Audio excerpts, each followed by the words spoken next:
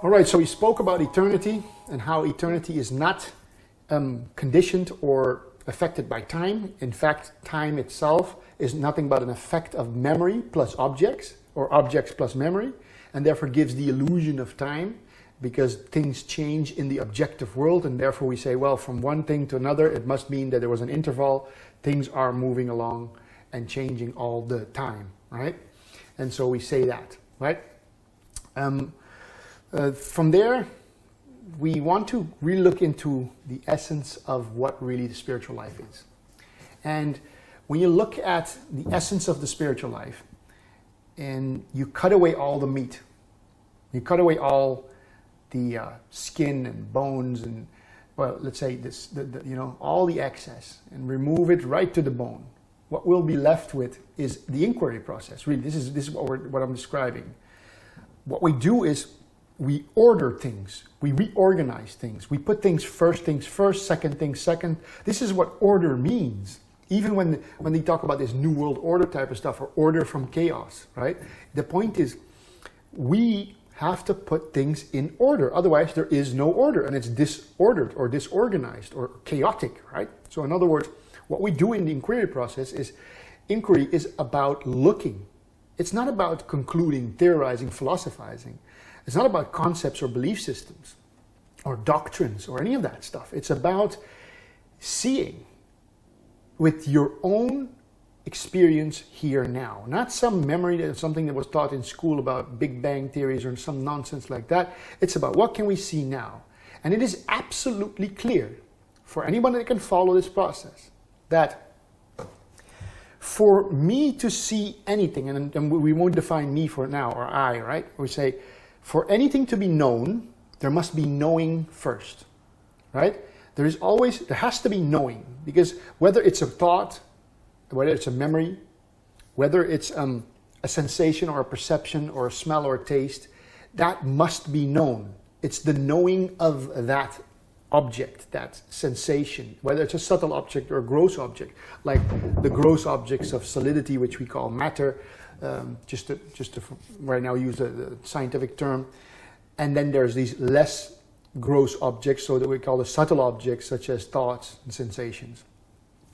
All of these objects, for them to be known, there must be knowing first. So it doesn't matter what in the universe is known, it's because knowing is there first.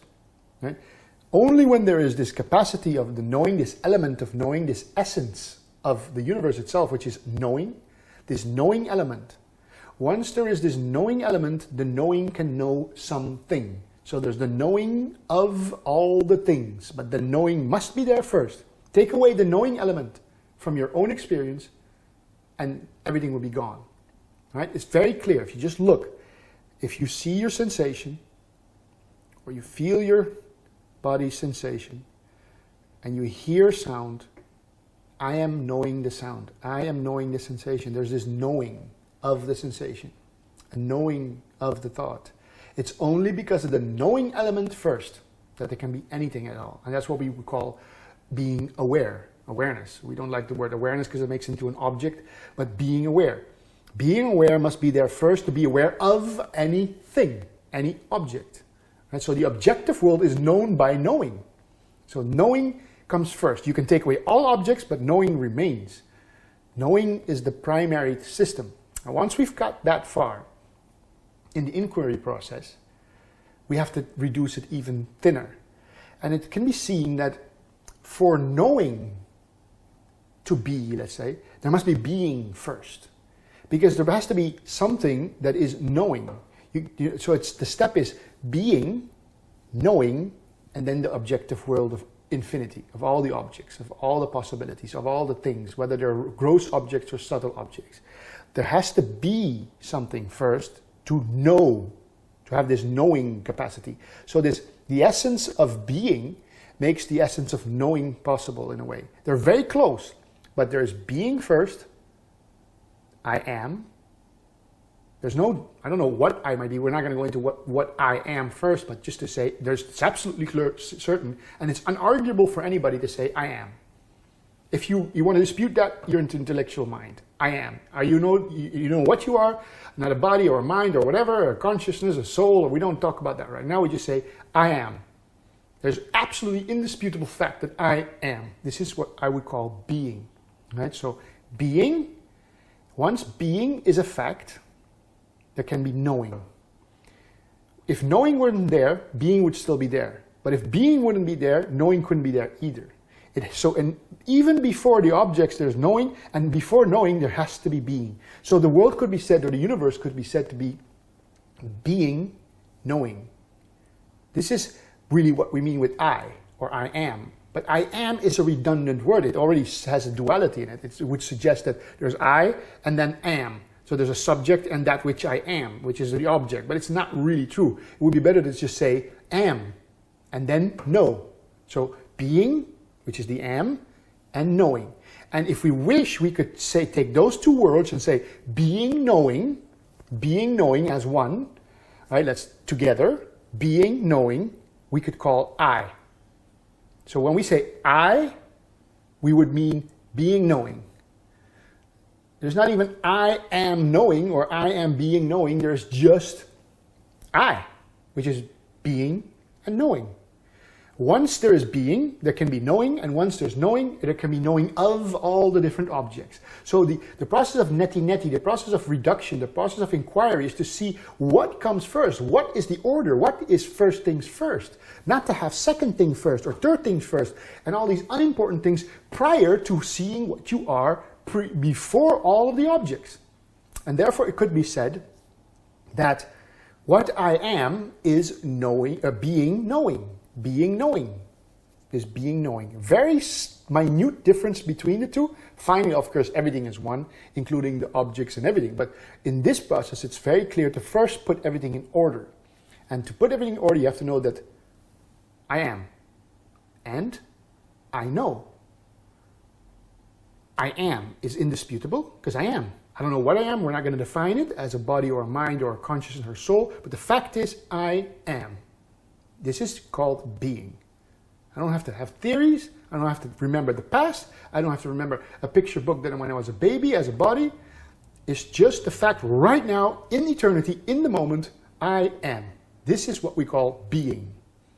And I know that I am. So there's knowing. There's knowing. And then after that knowing, there's knowing of all kinds of things. The knowing makes it possible for me to know the camera and the lights and the floor and the thoughts and the sensations in the body and sound of everything.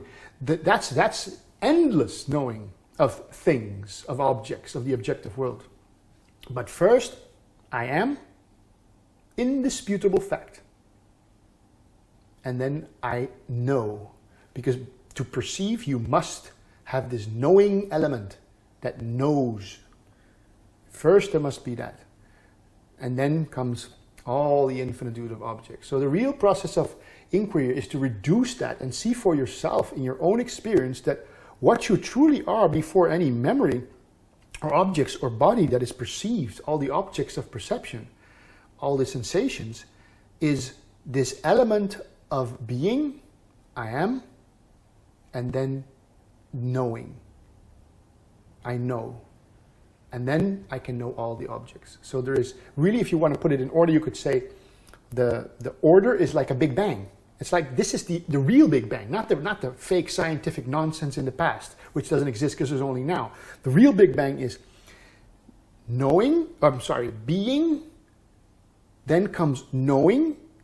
Once there's knowing, I can know the world, which is then the most subtle object would be called mind, because in deep dreamless sleep and in sleep, you would have dreams, but you wouldn't be aware of the body and of the world, because it's taking place in this lesser or subtle object world.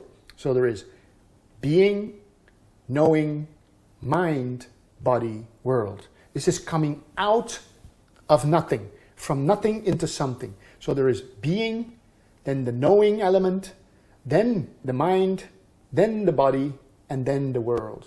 And when you go to sleep, the world disappears, the body disappears. Then there's still like dreams, which is the subtle objects of the stuff that is being known, that which knows that the subtle objects. And then you can take away even that in deep dreamless sleep, let's say, and there's only being and knowing, right? But there's no knowing object, so it seems there's nothing, because there's no objects to be known, and therefore we can't remember anything. And so in sleep we say, well, I didn't exist. Well, you did. You do exist. You always exist, because there's only being and knowing. But just because there's no objects here, it seems like there's nothing to remember, and therefore we can't recall any object and say, oh, I remember existing, because there was no existence. In deep dreamless sleep, there is no existence. That's true meditation. But you still are, because there is still the knowing and the being. Just because there's no objects doesn't mean anything. It just means you can't remember anything, and therefore can't recall anything and say, oh, as a historical thing, I existed in some form or another. So the order is that. The Big Bang is basically from nothing, being arises, knowing arises, then you have mind, then you have body, and then you have the entire world. Of course, we could just say mind, body, world. Right? We could just call that just existence. Right? So there is no existence in being and knowing, and then existence comes, which is these three over here, right? Mind, body, world. And that's really a very important thing to understand, that being and knowing is the non-existent, non-formal, non-objective reality. This is eternity. Eternity is being, knowing. Being, knowing doesn't get subjected to death, can't be killed, can't be moved through time. It's not in time, it's out of time, it's in eternity. Eternity doesn't become time, it just allows time to move through it as an appearance. Right? So this is a very important point, being, knowing, and then existence. And so in the next video I'll go a little bit more into that to show how that becomes the dance of existence itself. And so see you in the next video.